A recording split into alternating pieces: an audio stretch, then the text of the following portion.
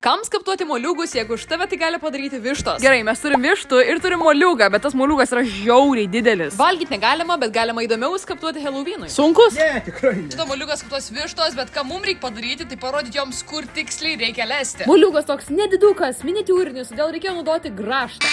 Mes praradom grąžtą, aš tiesiog grįžau ir jis dingo. Procesas smagus, estetiškas, fainas. Dieve. Mes atradom grąžtą. Aš ir sakau, kam tu vištų, jeigu va ir akviliai puikiai seka šitą moliūgą mėsnėti. Būtent čia bus mūsų vištų įėjimo vieta. Šis padės mums išvalgyti šitą. Kažkas panašaus buvo pateikta ir video medžiagoje, kurią mačiau. Čia pasakė, kad pačio moliūgo vištos dėja nevalgys, at į jį reikia įdėti ką nors skanaus. Pavyzdžiui, varškės. Žinoma, kurios galiojimas yra baigęsis. Estetinio vaizdo. Pagerinimo. Nu, va, pažiūrėkime, ką sakys apie šitą moliūgą vištos.